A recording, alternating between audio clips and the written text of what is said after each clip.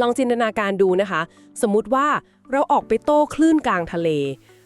ถ้าทะเลมันราบเรียบแบบสงบนิ่งเลย คลื่นลมไม่มีสักนิด สภาพแวดล้อมแบบนี้เนี่ยมันไม่มีทางสร้างนักโต้คลื่นระดับโลกขึ้นมาได้แน่จริงครับ มันเรียบไปหมด ไม่มีอะไรให้ท้าทายเลย ๆใช่ไหมคะ ทีนี้ในโลกของการลงทุนหรือว่าธุรกิจเนี่ยมันดันมีคนอยู่กลุ่มหนึ่งที่ไม่ใช่แค่ออกไปโต้คลื่นตอนพายุเข้านะ แต่พวกเขาแบบรอคอยให้เกิดคลื่นยักษ์สึนามิหรือวิกฤตเลยล่ะค่ะ เพราะยิ่งทะเลบ้าคลั่งเท่าไหร่ ความผันผวนรุนแรงแค่ไหน พวกเขากลับยิ่งทะยานไปได้ไกลแล้วก็เร็วกว่าเดิมเท่านั้น โห คือยิ่งผันผวนยิ่งชอบว่างั้นเถอะครับ ถูกต้องค่ะ วันนี้เราเลยจะมาเจาะลึกแนวคิดที่เรียกว่าฉีกทุกตำราการลงทุนแบบเดิมๆกันเลย ผ่านชุดข้อมูลมหากาพย์ที่เรารวบรวมมา ตั้งแต่ทฤษฎีระดับโลก ไปจนถึงการชำแหละกรณีศึกษาจริงของธุรกิจยักษ์ใหญ่อย่างค่ายรถยนต์ BYD แล้วก็เครือซีเมนต์ไทยหรือ SCC ว่าพวกเขาใช้ความโกลาหลเนี่ยเป็นบันไดในการเติบโตสวนกระแสโลกได้ยังไง ในข้อมูลมีการพูดถึงการจัดประเภทของระบบ องค์กรหรือแม้แต่พอร์ตการลงทุนออกเป็น 3 ระดับ หรือที่ทฤษฎีนี้เรียกว่า the triad อยากให้ช่วยขยายภาพให้ฟังหน่อยค่ะว่าโครงสร้างแต่ละแบบมันทำงานต่างกันยังไงเวลาเจอแรงกระแทกได้เลยครับ ทฤษฎีนี้เขาแบ่งทุกสิ่งบนโลกออกเป็น 3 หมวดหมู่หลัก เริ่มจากหมวดแรกที่เรียกว่า fragile หรือกลุ่มที่เปราะบางครับ กลุ่มนี้เปรียบเหมือนกับแก้ว หรือถ้าจะให้เห็นภาพตามตำนานตะวันตก มันคือดาบของดาโมเคลสที่แขวนอยู่เหนือหัวด้วยเส้นด้ายบางๆเพียงเส้นเดียว โหแค่ฟังก็เสียวแล้วนะคะ ได้เส้นเดียวเนี่ย ใช่ครับ โครงสร้างแบบนี้ดูเหมือนจะใช้งานได้ในยามปกตินะ แต่รับแรงกระแทกไม่ได้เลย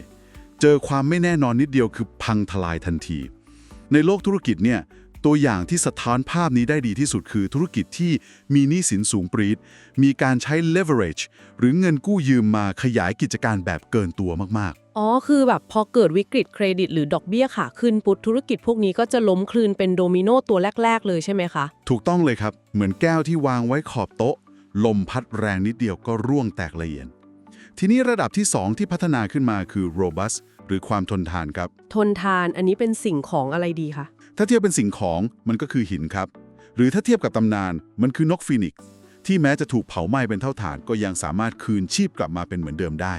กลุ่มนี้ถูกออกแบบมาให้ทนแรงกระแทกได้ดีเยี่ยมครับ แต่จุดอ่อนที่สำคัญที่สุดเลยก็คือ มันไม่เกิดการพัฒนาจากวิกฤตนั้นๆครับ เดี๋ยวนะคะขอแทรกเพื่อความชัวร์นิดนึงคือมันรอดมาได้แต่รูปร่างหน้าตายังเหมือนเดิมเป๊ะเหรอคะใช่ครับ ตัวอย่างเช่น พวกธุรกิจสาธารณูปโภคขั้นพื้นฐาน หรือสินค้าฟุ่มเฟือยที่ผูกขาดตลาด ต่อให้เศรษฐกิจจะย่ำแย่แค่ไหน รายได้เขาก็อาจจะแค่นิ่งๆ ทรงๆ รอดผลวิกฤตมาได้ แต่โครงสร้างของธุรกิจไม่ได้เปลี่ยนไปจากเดิม ไม่ได้แข็งแกร่งขึ้นเมื่อเทียบกับก่อนเกิดวิกฤตครับ ทำไมคนเราถึงต้องพยายามดิ้นรนพาตัวเองออกจากความทนทานนี้ เพื่อไปสู่ระดับที่ 3 ด้วยล่ะคะเป็นประเด็นที่คนสงสัยกันเยอะมากครับ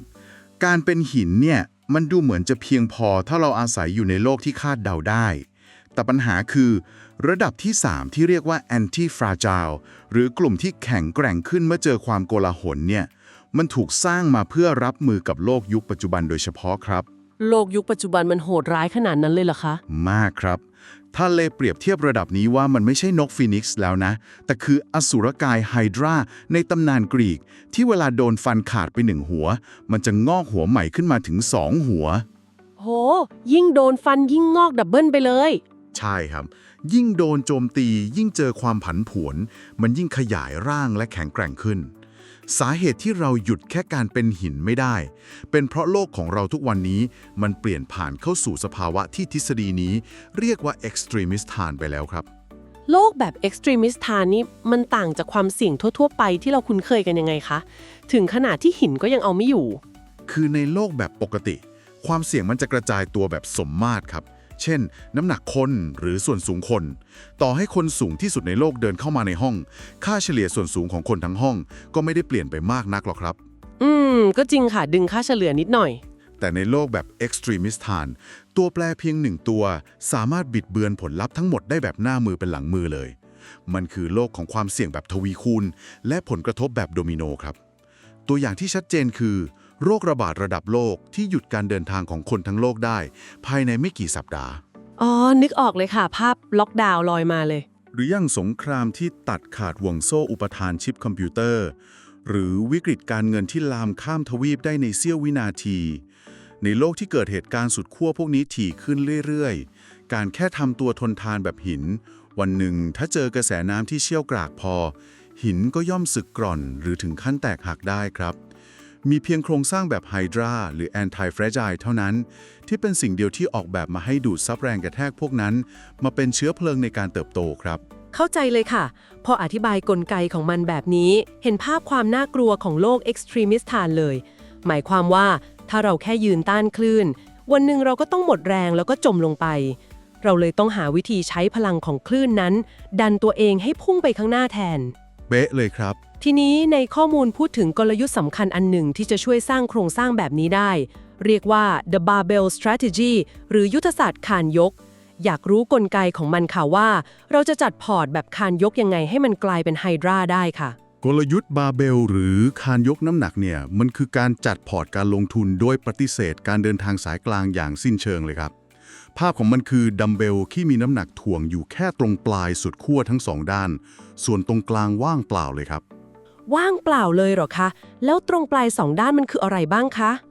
ปลายด้านแรกคือการวานน้ำหนักถึง 90% ของพอร์ต ไว้ในสินทรัพย์ที่ปลอดภัยสุดขีด แบบแทบไม่มีความเสี่ยงเลย หรือ extreme safety ครับ เช่นเงินสด ตั๋วเงินคลังระยะสั้นหรือทองค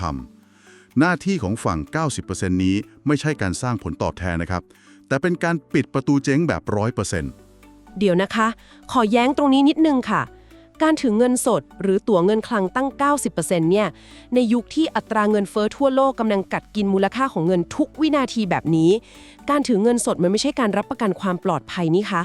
แต่มันคือการการันตีว่าเงินเราจะค่อยๆด้อยค่าลงอย่างช้าๆต่างหาก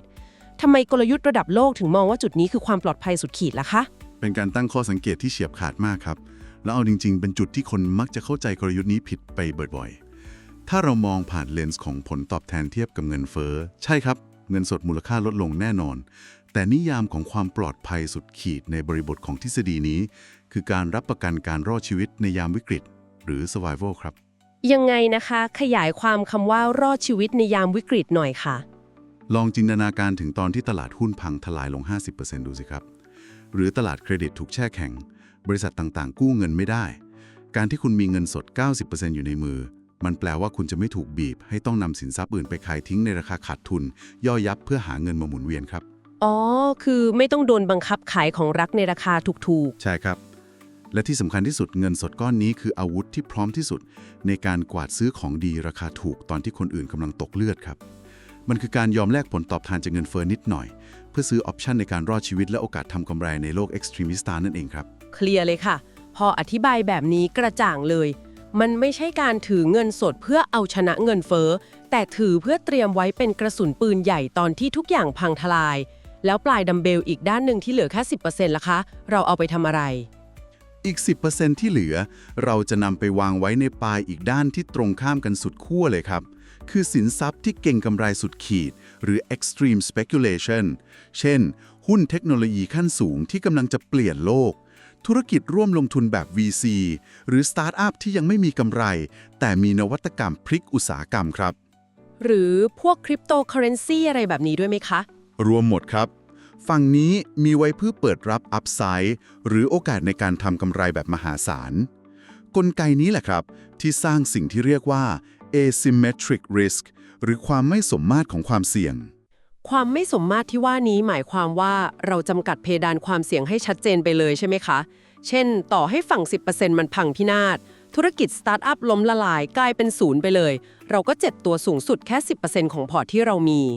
ถูกต้องครับ เจ็บแค่นั้นเลย แต่ถ้าฝั่งนี้มันดันพุ่งทะยานไปเจอแจ็คพอต ผลตอบแทนที่ได้กลับมาอาจจะโตเป็น 10 หรือ 100 เท่า ซึ่งมันจะมา cover ผลตอบแทนของทั้งพอร์ตได้แบบสบายๆเลยค่ะ ใช่เลยครับ นั่นคือการตัดโครงสร้างเพื่อกางตาข่ายรอรับสิ่งที่เรียกว่า positive black swans หรือปรากฏการณ์หงส์ดำตัวดี มันคือเหตุการณ์ที่ไม่คาดฝัน แต่นำมาซึ่งผลบวกมหาศาลครับ ห โห ฟังแล้วเหมือนสูตรการจัดตารางโภชนาการของคนที่อยากลดน้ำหนักเลยนะคะ คือฟิลแบบคุมอาหารกินคลีนแบบสุดขีดเลย6 วันเต็มๆ เพื่อสร้างฐานสุขภาพที่ปลอดภัย แล้วพอถึงวันที่ 7 ก็จัดหนักกินบุฟเฟ่ชุดใหญ่แบบตามใจปากสุดๆ ไปเลย 1 วัน แทนที่จะกินอาหารแบบกลางๆ ค่อนไปทางแย่นิดหน่อยทุกๆวัน เห็นภาพชัดเจนมากครับ แต่อดสงสัยไม่ได้ค่ะ ไอ้ตรงกลางหรือ moderate risk ที่นักวิเคราะห์ส่วนใหญ่หรือตำรากองทุนรวมมักจะสอนให้เราทำเนี่ยจัดพอร์ตแบบผสมความเสี่ยงปานกลางทำไมในมุมมองนี้มันถึงกลายเป็นเรื่องต้องห้ามไปได้ค่ะ ทะเลบเรียกพื้นที่ตรงกลางนี้ว่า the sucker zone หรือโซนของคนโดนหลอกครับ ปัญหาของสินทรัพย์ความเสี่ยงปานกลาง เช่น หุ้นของบริษัทที่ดูเหมือนจะมั่นคง แต่เทคโนโลยีล้าสมัย หรือตราสารหนี้ภาคเอกชนเกรดกลางๆ คือ มันให้ภาพลวงตาของความปลอดภัยครับ คือผลตอบแทนมันดูสม่ำเสมอ ความผันผวนดูต่ำคนก็เลยวางใจงี้เหรอคะ ใช่ครับ คนก็เลยใส่เงินลงทุนไปเยอะมาก แต่ความจริงแล้วมันมีความเสี่ยงที่ซ่อนอยู่ หรือ hidden fragility เวลาเกิดวิกฤตเศรษฐกิจหนักๆ ของที่ดูเหมือนจะเสี่ยงปานกลางเหล่านี้มักจะพังทลายลงมาเป็นศูนย์ได้พร้อมๆ กับสินทรัพย์เสี่ยงสูงเลยครับ เพราะเราประเมินความเสี่ยงมันผิดพลาด คือคิดว่าตัวเองเป็นหินแข็งๆ ที่ไหนได้พอโดนทุบแรงๆ ดันกลายเป็นแก้วซะงั้น เจ็บหนักแถมไม่ได้อัพไซด์อะไรเลย ถูกต้องครับ การไปอยู่ตรงกลางจึงเท่ากับเราแบกรับความเสี่ยงมหาศาลที่มองไม่เห็น โดยที่ปิดประตูรับผลตอบแทนระดับ100 เท่าไปโดยปริยาย พอเราเข้าใจโครงสร้างแบบบาร์เบลในระดับพอร์ตโฟลิโอแล้ว ทีนี้เรามาเจาะดูกระดูกสันหลังของบริษัทในโลกความจริงกันบ้างค่ะ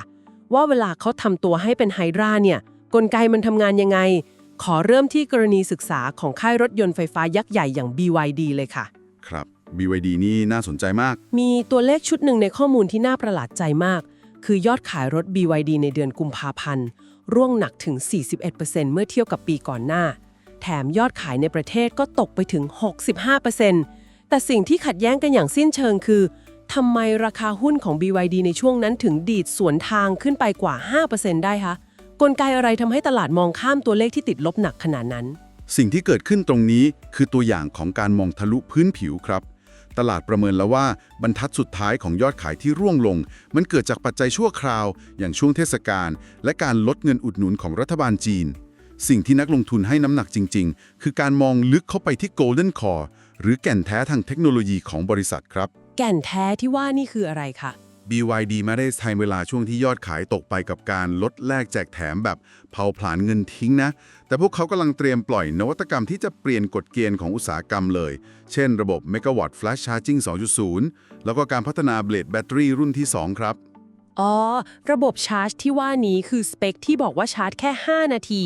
แต่วิ่งได้ไกลถึง 400 กิโลเมตรใช่ไหมคะ ถ้านี่ทำได้จริงมันเท่ากับการแวะเติมน้ำมันปกติเลยนะคะเนี่ย ความกังวลเรื่องสถานีชาร์จจะหมดไปทันที ใช่เลยครับ นี่ยังไม่รวมระบบไฮบริดตัวใหม่ที่ทำระยะทางรวมได้เกิน 1,000 กิโลเมตรนะครับ แต่กลไกที่ทำให้ BYD มีความแข็งแกร่งระดับแอนตี้ฟราจาอย่างแท้จริงเนี่ยไม่ใช่แค่การมีเทคโนโลยีล้ำสมัยนะ แต่อยู่ที่โครงสร้างธุรกิจแบบบูรณาการแนวดิ่ง หรือ vertical integration ครับ บูรณาการแนวดิ่งคือการทำเองตั้งแต่ต้นน้ำยันปลายน้ำเหรอคะ ถูกต้องครับ บริษัทควบคุมการผลิตตั้งแต่ทำเหมืองแร่ ผลิตแบตเตอรี่ ไปจนถึงประกอบชิ้นส่วนรถยนต์ด้วยตัวเองเกือบทั้งหมด โครงสร้างที่กินรวบแบบนี้แหละครับ คือฝั่ง 90% ที่ปลอดภัยสุดๆ ของคานยกบาร์เบล อ๋อ เพราะมันทำให้เขาคุมต้นทุนได้ต่ำกว่าคนอื่นใช่ไหมคะ ต่ำกว่าในระดับที่ไม่มีใครสู้ได้เลยครับ พอยอดขายในประเทศซบเซลเขาก็ใช้ความได้เปรียบด้านต้นทุนนี้ ไปทำฝั่ง 10% ที่เป็นอัพไซด์มหาศาล นั่นคือการบุกทะลวงตลาดส่งออกไปทั่วโลก ทั้งยุโรปละตินอเมริกา อาเซียน จนยอดส่งออกพุ่งทะลุแสนคันเลย โห ในขณะที่คู่แข่งกำลังปวดหัวกับยอดขายที่ตก แล้วก็ต้นทุนซัพพลายเชนที่แพงขึ้น BYD กลับใช้ช่วงเวลาที่ตลาดมีความโกลาหลนี้ ในการกินรวบส่วนแบ่งการตลาดโลกไปแบบเนียนๆเลย นี่แหละครับคือการใช้สภาวะวิกฤตมาคานความเสี่ยง และขยายอิทธิพลของตัวเองครับ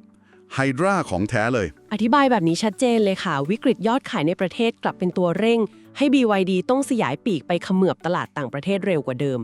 แล้วถ้าขยับมาดูกรณีศึกษาที่ 2 ที่ใกล้ตัวพวกเราเข้ามาอีกนิดล่ะคะ กับบริษัทที่มีอายุเก่าแก่กว่า100 ปีอย่างเครือซีเมนต์ไทยหรือ SCC เคสนี้ก็มีความเป็น entry fragile ในมุมการเงินที่น่าสนใจมากครับ ข้อมูลระบุว่าอุตสาหกรรมนี้ต้องเผชิญกับมรสุมระดับมหภาคที่หนักหน่วง ทั้งเศรษฐกิจโลกที่ชะลอตัว และราคาพลังงานที่ผันผวนอย่างบ้าคลั่ง โดยเฉพาะฝั่งธุรกิจปิโตรเคมีที่เป็นวัฏจักรขาลงรุนแรง บริษัทขนาดใหญ่ที่เป็นเสาหลักแบบนี้เขามีกลไกรับมือยังไงคะถึงไม่กลายเป็นแค่หินที่รอวันให้พายุพัดจนสึกกร่อนไปเอง วิธีการที่ SCC ใช้รับมือกับวิกฤตเป็นกรณีศึกษาคลาสสิกของการจัดการโครงสร้างต้นทุนและสภาพคล่องครับ พวกเขาใช้ยุทธศาสตร์ที่เรียกว่า intensified strengthened reinforced หรือการทำให้เข้มข้นแข็งแกร่งและเสริมพลังครับ ฟังดูดุดันมากค่ะ มันทำยังไงคะอายุทธศาสตร์นี้ แทนที่จะใช้วิธีรัดเข็มขัดแบบดั้งเดิม หรือการหยุดดำเนินกิจการชั่วคราว SCC เปลี่ยนวิกฤตราคาพลังงานที่พุ่งสูงให้กลายเป็นโอกาสในการปรับโครงสร้างครั้งใหญ่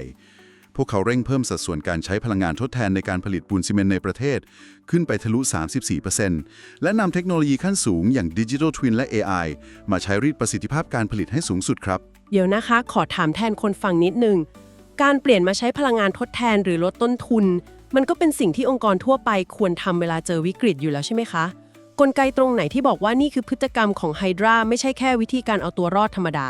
จุดที่เป็นความต่างระหว่างคนเอาตัวรอดกับไฮดราอยู่ที่การบริหารกระแสเงินสดเพื่อโจมตีครับ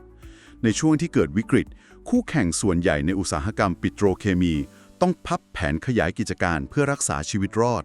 แต่ SCC ควบคุมสภาพคล่องอย่างเด็ดขาด ชะลอโปรเจกต์ที่ไม่สร้างผลตอบแทนทันที จนสามารถกักตุนกระแสเงินสดไว้ได้มหาศาลถึง 95,000 ล้านบาทครับ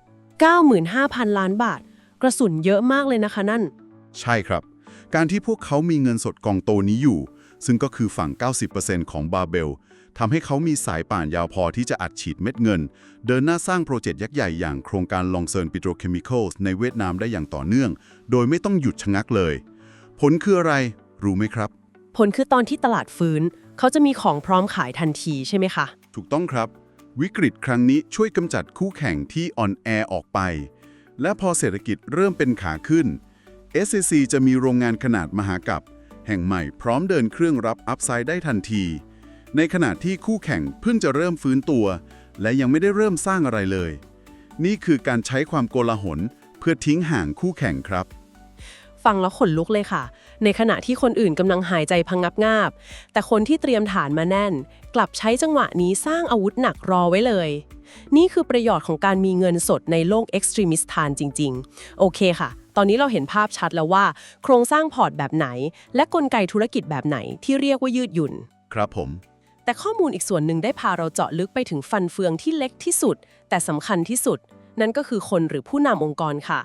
ทฤษฎีบอกเลยว่า โครงสร้างบริษัทจะไม่มีวันเป็น anti-fragile ได้เลย ถ้าผู้บริหารระดับสูงไม่มีสิ่งที่เรียกว่า skin in the game หรือส่วนได้ส่วนเสียอย่างแท้จริงทำไมปัจจัยเรื่องคนถึงมีอิทธิพลชี้ขาดขนาดนั้นคะ โหเรื่องนี้เป็นหัวใจและปรัชญาสูงสุดของทาเลบเลยครับ เขาอธิบายความหมายของคำนี้ด้วยการยกตัวอย่างกฎของฮัมมูราบีในยุคโบราณ ที่ระบุเงื่อนไขไว้ชัดเจนว่า ถ้าช่างก่อสร้างบ้านขึ้นมา แล้ววันดีคืนดีบ้านหลังนั้นเกิดถล่มลงมาทับเจ้าของบ้านเสียชีวิต ช่างก่อสร้างคนนั้นต้องถูกประหารชีวิตตกตามกันไปด้วย โห ตาต่อตาฟันต่อฟันเลยนะคะ ใช่ครับ นี่คือภาพสะท้อนของการมี skin in the game หรือการต้องร่วมรับผลลัพธ์ที่เลวร้ายจากการกระทำของตัวเองอย่างหลีกเลี่ยงไม่ได้ ในโลกของธุรกิจสมัยใหม่ ปัญหาใหญ่ที่สุดที่แอบบ่อนทำลายองค์กรจากภายในคือ agency problem หรือปัญหาตัวแทนครับ ปัญหาตัวแทนที่ว่านี้หมายถึงการที่ผู้บริหารรับโบนัสก้อนโต รับคำชมเวลาที่บริษัททำกำไรทะลุเป้า แต่พอถึงคราวที่บริษัทเจ๊ง หรือพวกเขาตัดสินใจผิดพลาดจนองค์กรขาดทุนย่อยยับ พวกเขากลับไม่ต้องมาร่วมจ่ายค่าเสียหายอะไรเลย อย่างมากก็แค่ลาออกไปรับตำแหน่งผู้บริหารที่อื่นตอบแบบนี้ใช่ไหมคะ ตรงประเด็นเลยครับ การที่ผู้บริหารได้ผลประโยชน์จากฝั่งขาขึ้นอย่างเดียว แต่ไม่ต้องรับความเสี่ยงในฝั่งขาลงร่วมกับผู้ถือหุ้น มันจะสร้างแรงจูงใจที่บิดเบี้ยวครับ พวกเขาจะเริ่มตัดสินใจทำอะไรที่เสี่ยงเกินขอบเขตเพื่อดันตัวเลขระยะสั้นให้สวยหรู หวังจะได้โบนัสก้อนโต โดยไม่สนใจโครงสร้างระยะยาว แล้วมีองค์กรไหนที่แก้ปัญหานี้ได้แบบเด็ดขาดบ้างไหมคะ ข้อมูลในเอกสารยกตัวอย่างบริษัทซอฟต์แวร์ระดับโลกที่ชื่อ Constellation Software ครับ บริษัทนี้แก้ปัญหานี้ด้วยกลไกที่สุดโต่งและทรงประสิทธิภาพมาก นั่นคือเขาประกาศเลยว่าจะไม่มีการแจกหุ้นฟรีหรือ Stock Options ให้กับผู้บริหารเป็นอันขาดครับ อ้าว ขอแย้งนิดนึงค่ะ บริษัทระดับโลกส่วนใหญ่เขาใช้การแจก Stock Options เป็นเครื่องมือดึงดูดคนเก่งๆ ทั้งนั้นนี่คะ การให้หุ้นผู้บริหารมันก็แปลว่าเขาเป็นเจ้าของร่วม ถ้าราคาหุ้นขึ้นเขาก็รวย ถ้าราคาหุ้นตกเขาก็ไม่ได้อะไร นี่ก็ถือว่ามีส่วนได้ส่วนเสียแล้วใช่ไหมล่ะคะทำไมบริษัทนี้ถึงมองว่ามันเป็นหลุมพรางล่ะคะ ตรงนี้แหละครับที่เป็นภาพลวงตาทางจิตวิทยา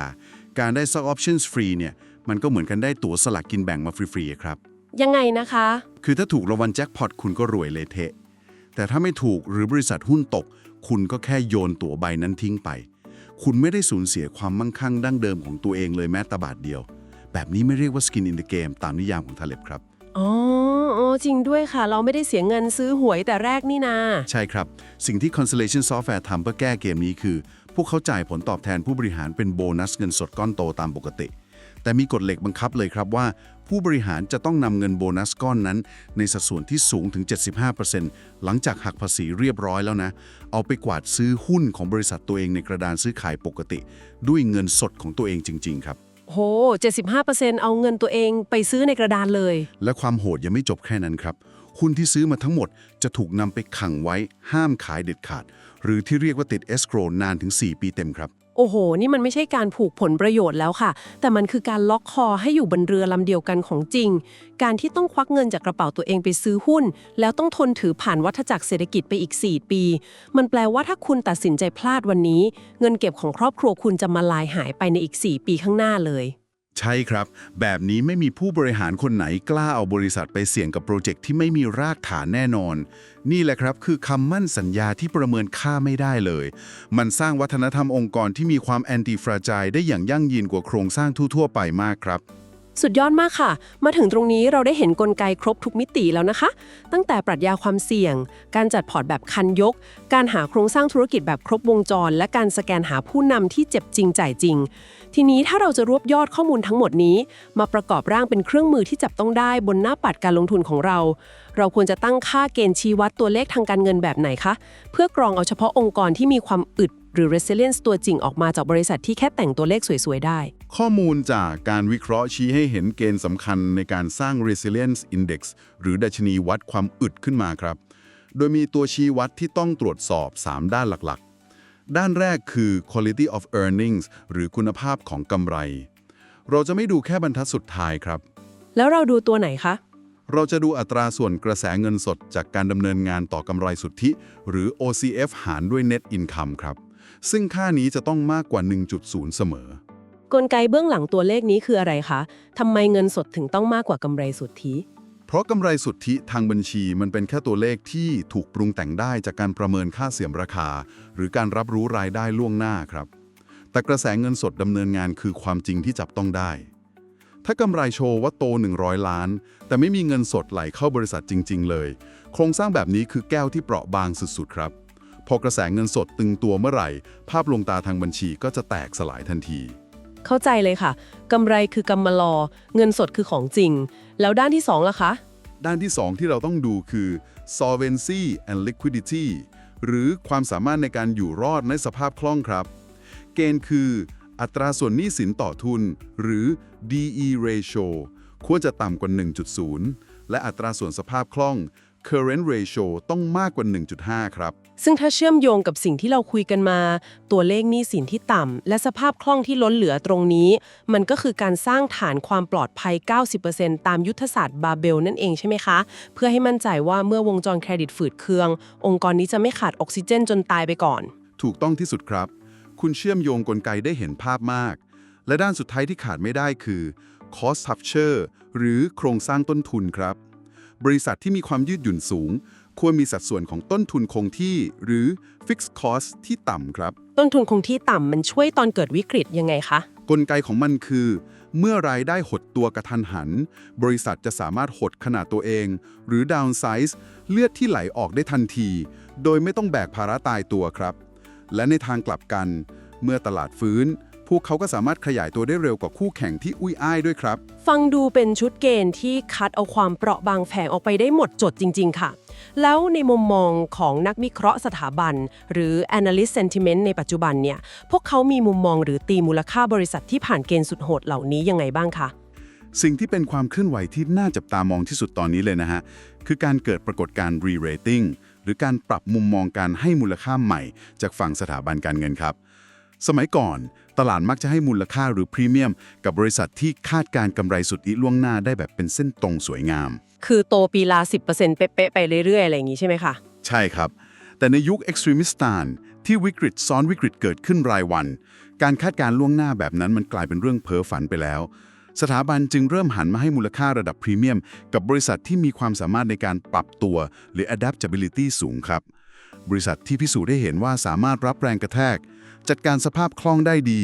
และฉกฉวยโอกาสจากความล้มเหลวของคู่แข่งได้ต่างหากคือของจริงที่ตลาดกำลังแห่กันไปให้มูลค่าใหม่ครับมาทั้งหมดในวันนี้เนี่ย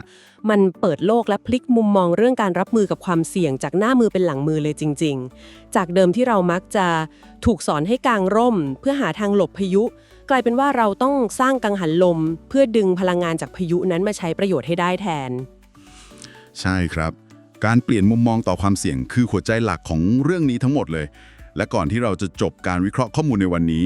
ผมอยากจะทิ้งท้ายด้วยคำถามหนึ่งเพื่อให้ทุกคนได้ลองนำไปตกตะกอนความคิดต่อยอดกับกลยุทธ์ของตัวเองครับคำถามว่าอะไรคะในเมื่อเรารู้แล้วว่าความผันผวนและความโกลาหลคือเชื้อเพลิงชั้นดีของการเติบโตแบบก้าวกระโดดแล้วทุกวันนี้กลยุทธ์ที่เรากำลังใช้อยู่เราเสียเวลาทั้งหมดไปกับสร้างกำแพงเพื่อวิ่งหนีความเสี่ยงหรือเรากำลังจัดโครงสร้างพอร์ตให้พร้อมที่จะกางใบเรือเพื่อรับประโยชน์จากพายุลูกต่อไปกันแน่ลองนำกลับไปพิจารณาโครงสร้างความยืดหยุ่นของตัวเองดูนะครับเป็นคำถามทิ้งท้ายที่ทรงพลังและกระตุกต่อมความคิดได้อย่างลึกซึ้งมากค่ะเปลี่ยนจากผู้ถูกกระทำให้กลายเป็นผู้ควบคุมเกมอย่างแท้จริงเลย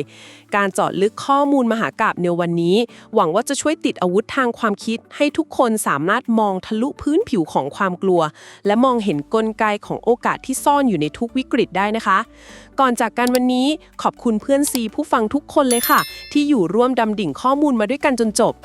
ขอบคุณมากครับและที่สำคัญขอบคุณยอดซูเปอร์แทงค์แล้วก็ค่ากาแฟรสธรรมชาติที่เป็นเหมือนเชื้อเพลิงชั้นดีช่วยขับเคลื่อนทีมงาน AI ของเราด้วยนะคะย้ำเลยว่าพลังของทุกคนคือสิ่งที่ทำให้ทีมงานสามารถชำแหละข้อมูลขยี้ให้ออกมาเป็นร่างทองแบบนี้ได้ในทุกๆวันเลยค่ะใช่ครับเป็นกำลังใจให้ทีมงานได้ดีมากเลยสุดท้ายนี้ฝากกดติดตามแล้วแชร์ต่อเพื่อให้สังคมนักลงทุนแอนตี้ฟราไจล์ของพวกเราเติบโตแล้วก็พร้อมโตทุกคลื่นวิกฤตด้วยกันนะคะสำหรับวันนี้พวกเราทั้งสองคนคงต้องขอลาไปก่อนสวัสดีค่ะสวัสดีครับ YO Insight AI Brief พร้อมแล้วแผนเกษียณที่ยั่งยืนจัดให้เลยไม่ต้องรอหุ้นไทยปันผลสูงราคาถูกช้อน DCA เข้าไปเกษียณยั่งยืนไปด้วยกันทันหุ้นไปพร้อมกันกดติดตามกดซับไว้เลยเพื่อนแล้วเราจะมั่งคั่งไปด้วยกัน Insight A Brief ช่องนี้มีคำตอบเกษียณ